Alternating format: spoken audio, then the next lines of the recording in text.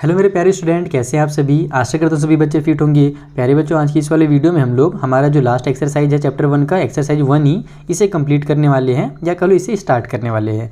और जितने ज़्यादा क्वेश्चन हो सकेंगे हम लोग इसी वीडियो में कवर करेंगे। और जो मैं नेक्स्ट वीडियो बनाऊंगा ना इस एक्सरसाइज का, उस वीडियो का लिंक आपको ऊपर आई बटन में भी मिल जाएगा और हमेशा की तरह नीचे डिस्क्रिप्शन बॉक्स में मिल जाएगा। साथ ही मेरे इंस्टाग्राम और टेलीग्राम का लिंक भी आपको डिस्क्रिप्शन बॉक्स में मिल जाएगा। तो चलिए स्टार्ट करते हैं और क्वेश्चन नंबर 3 से हम लोग देखते हैं। यहाँ पर हमसे बोल रहा है कि express 360 as product of its prime factors, यानी 360 को उसके प्राइम फैक्टर के फॉर्म में हमको एक्सप्रेस करना है। तो बहुत ही सिंपल से क्वेश्चन है, केवल इसके फैक्टर निकालेंगे और इसको सॉल्व कर देंगे।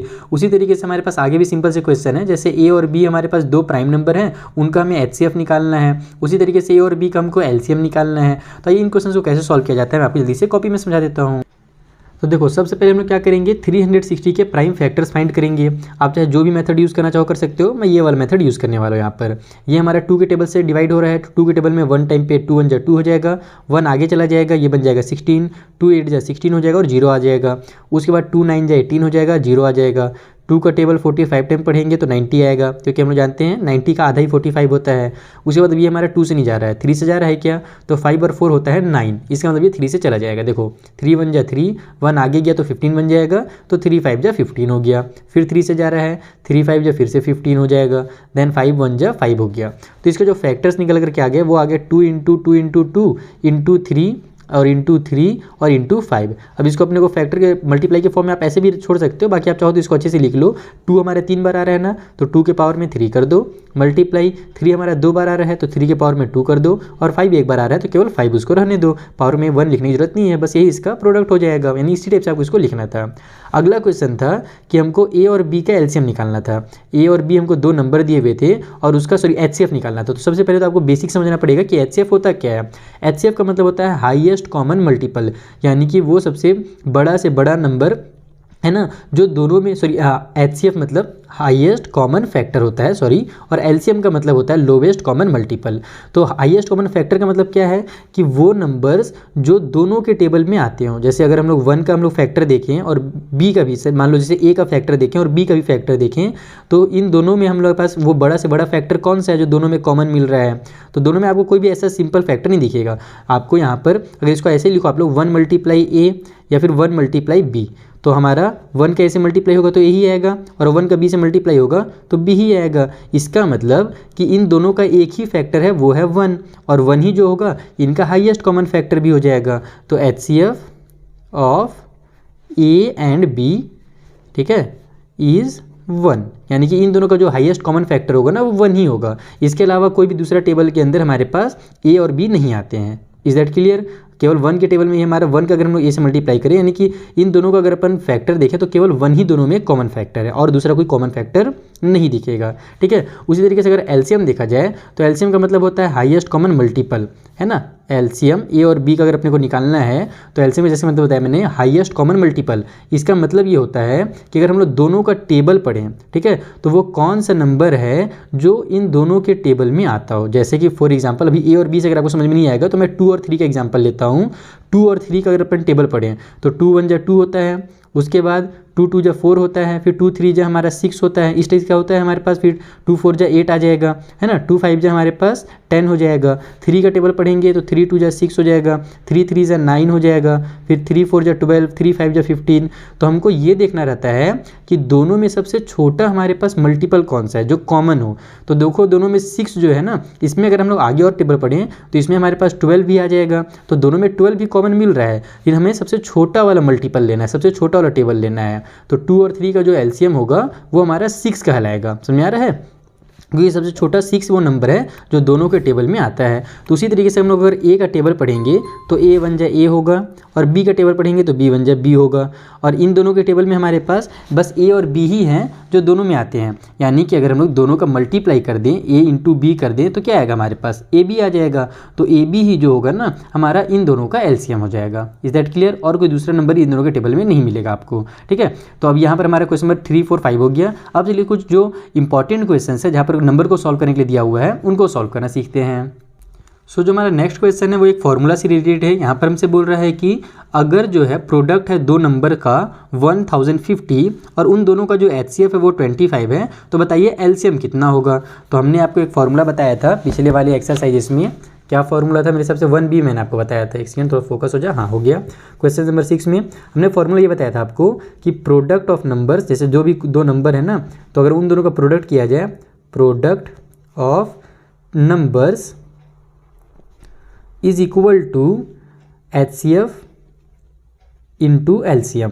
ये आपको मैंने एक फॉर्मूला बताया था। यानी कि अगर कोई भी दो नंबर हैं तो उनका जो HCF का और LCM का मल्टीप्लाई करेंगे आप लोग ना, तो जो आंसर आएगा वही उन दोनों नंबर्स का मल्टीप्लाई करने के बाद भी आता है। ये रूल है कि HCF और LCM का मल्टीप्लाई कर दो और उन दोनों नंबर का मल्टीप्लाई कर दो, तो दोनों आपस में इक्वल आते हैं। तो हमको दोनों नंबर का देखो प्रोडक्ट दिया हुआ था 1050 और उसमें से HCF भी हमको 25 बताया था ना, हाँ HCF बोला था 25 है, तो HCF को जब हम 25 कर दो, बच जाएगा हमारे पास केवल LCM। हमको LCM की वैल्यू चाहिए तो इस 25 को इधर ट्रांसफर कर दो, तो ये हो जाएगा 1050 डिवाइड बाई में 25 इक्वल के उस साइड में केवल LCM बच जाएगा, क्योंकि इधर मल्टीप्लाई में था इसलिए यहाँ पर आकर डिवाइड में हो जाएगा।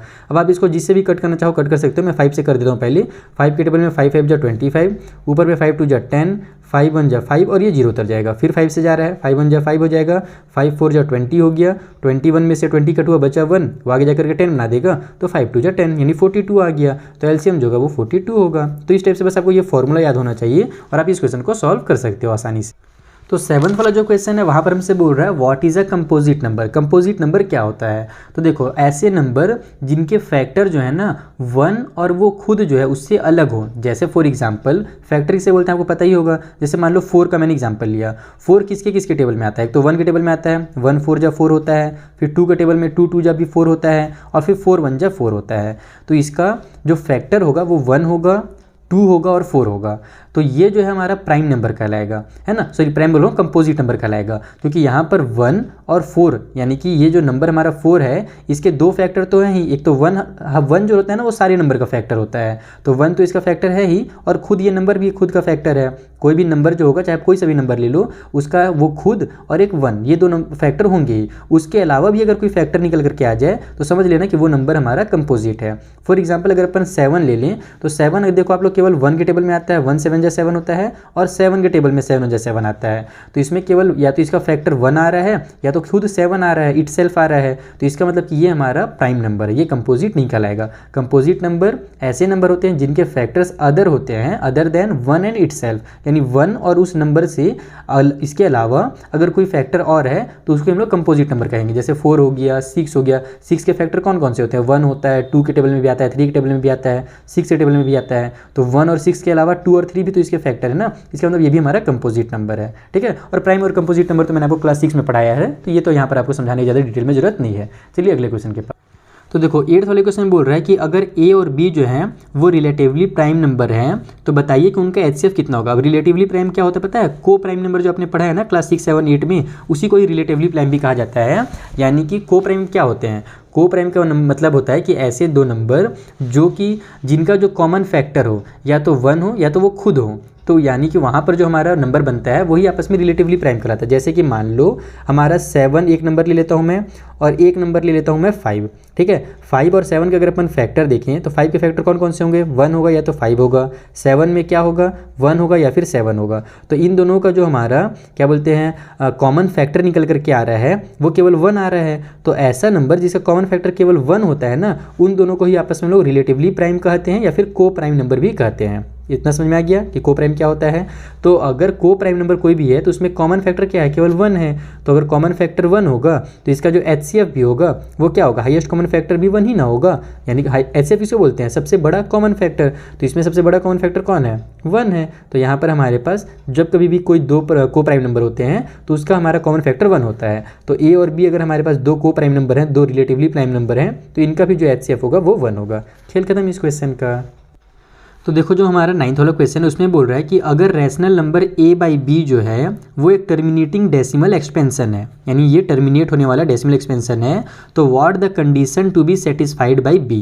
तो ये जो b होगा ना, इसके लिए कौन सा कंडीशन सेटिस्फाई होगा। तो ये एक्चुअल में आपसे जो एक्सरसाइज 1C में आपने पढ़ा है ना, उसी को पूछ रहा है कि जो डिनोमिनेटर होता है टर्मिनेटिंग वाले डेसिमल एक्सपेंशन में वो क्या होता है, उसका रूल क्या होता है। तो वो रूल मैंने आपको बताया था कि जो डिनोमिनेटर होगा हमेशा टर्मिनेटिंग वाले में वो 2 के पावर में m मल्टीप्लाई 5 के पावर में n होगा। तो वही इसका आंसर भी होगा। आप इसको डायरेक्ट इसी तरीके से लिखोगे जो आपके बुक में दिया हुआ है कि जो b होगा वो इक्वल होगा 2 के पावर में m इंटू 5 के पावर में n के। इसको अगर आपको नहीं पता कि ये क्या होता है तो इसका मतलब आपने एक्सरसाइज 1C अच्छे से नहीं पढ़ा है, आपको इसको ध्यान से पढ़ना पड़ेगा। मेरे वीडियोस देख लीजिएगा, आपको समझ में आ जाएगा कि इसका मतलब क्या है। और यहाँ पर m और n जो है वो नॉन निगेटिव इंटीजर होने वाले हैं, ठीक है। ये जो m और n है ना पावर में, ये निगेटिव नहीं होते, हमेशा पॉजिटिव होते हैं। वहाँ पर मैंने जितने भी क्वेश्चन आपको सॉल्व करके दिखाए थे वहाँ पर कभी भी हमारा m और n निगेटिव नहीं आया था, इसी को यहाँ पर लिखा हुआ है। तो बस आप इतना भी लिखोगे ना तो भी आपका काम चल जाएगा, पूरा नहीं लिखोगे तो भी, ठीक है। तो ये क्वेश्चन नंबर 9 था। क्वेश्चन नंबर 10 में हमारे पास सिंप्लीफाई करने के लिए दिया हुआ है, तो यहाँ पर एक नंबर दिए हुए हैं। चलिए इसको सिंप्लीफाई कैसे किया जाता है आपको मैं समझाता हूँ।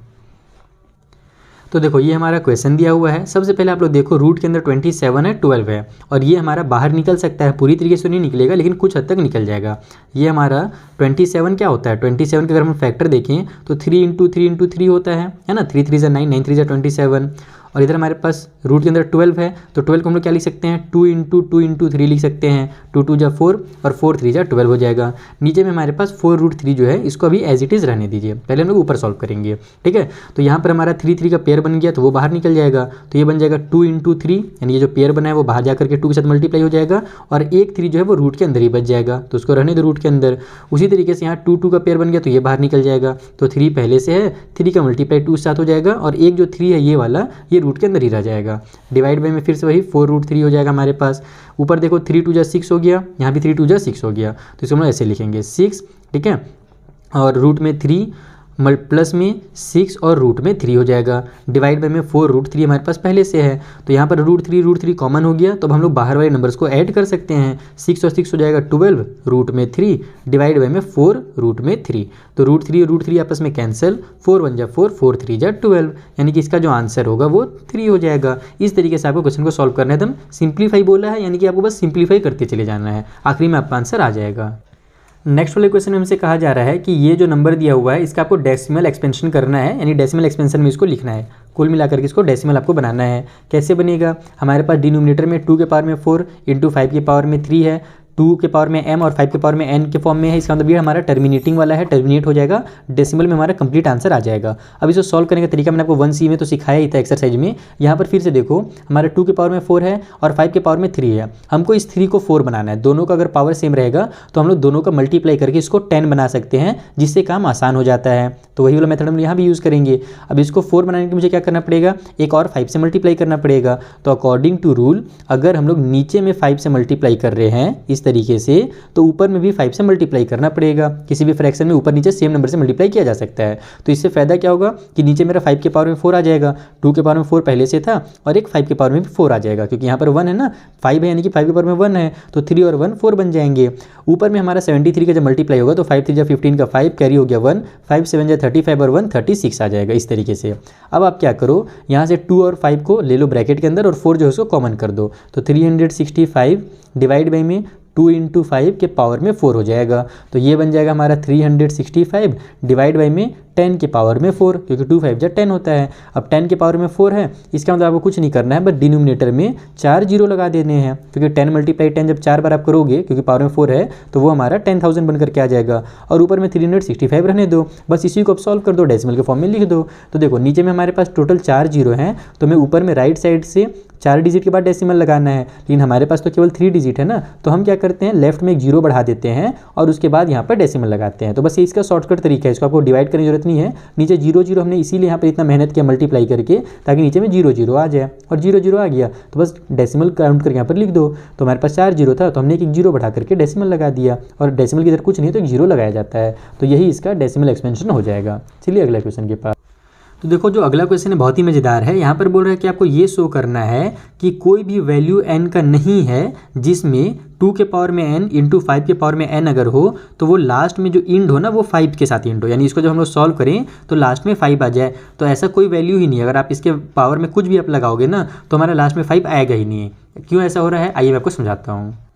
तो देखो यहाँ पर हमारे पास 2 के पावर में भी n है और 5 के पावर में भी n है, तो हम लोग क्या कर सकते हैं n को कॉमन ले सकते हैं ना। तो हमारा ये क्या बन जाएगा 2 इंटू 5 बन जाएगा और पावर में n हो जाएगा, जिसको हम लोग लिख सकते हैं 10 के पावर में n।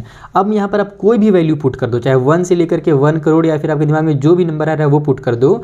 आप लोग जब इसको सॉल्व करोगे, जैसे मान लो मैं 2 ले लेता हूँ n का वैल्यू, तो 10 इंटू 10 2 बार हो जाएगा, लास्ट में 0 आ जाएगा। अगर मैं 3 लेता हूँ n का वैल्यू तो भी लास्ट में हमारा 0 आ जाएगा 1000 बन करके। तो यहाँ पर हम लोग इसको ऐसे लिखेंगे for any value of n का अगर अपन कोई भी वैल्यू लेंगे तो we get 0 in the end, यानी कि आखिरी में हमको क्या मिलेगा 0 ही मिलेगा। n का आप कोई भी वैल्यू पुट कर दो, चाहे 4 करो 5 करो कुछ भी करो, ठीक है। तो हमको लास्ट में 0 मिलेगा, तो बस यही अपने को यहाँ पर शो करना था। तो जो भी क्वेश्चन में स्टेटमेंट दिया हुआ है ना वो आप लोग यहाँ पर उतार के लिख सकते हो कि there is no value for n, है ना, या फिर ऑफ n फॉर हमारा जहाँ पर इसके लिए हमारा जो इंड हो नंबर वो 5 से इंड हो। तो जो क्वेश्चन दिया हुआ है उसी को स्टेटमेंट बना करके आप लोग लास्ट में लिख सकते हो, बाकी इतना भी लिखोगे तो भी चल जाएगा आपका काम। समझ में आ गया ना कि n का वैल्यू हम लोग कुछ भी रख दें हमारा लास्ट में 5 आ ही नहीं सकता, वो लास्ट में हमारा 0 ही आएगा। चलिए अगला क्वेश्चन किया।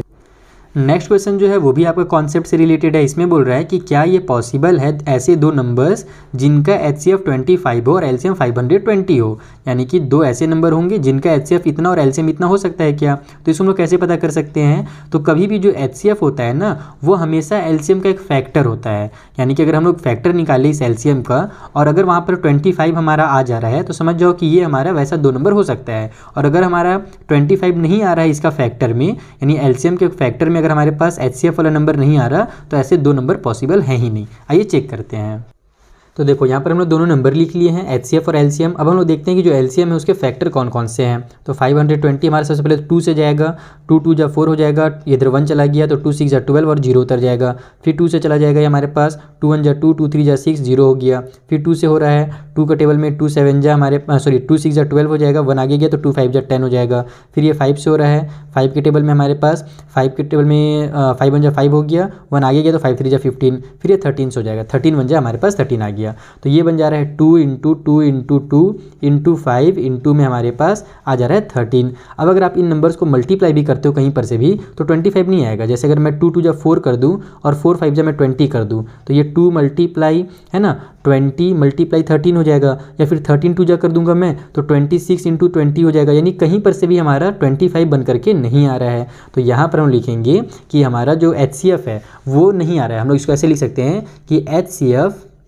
must be a factor of LCM। HCF जो होता वो अगर एक फैक्टर यानी फैक्टर होना चाहिए LCM का, और यहाँ पर 25 is not a factor, 25 is not a factor of 520, ये 520 का फैक्टर नहीं है। So number are not possible, तो यानी जो भी दो हमारे पास नंबर बोले हैं वो पॉसिबल नहीं होंगे। So the required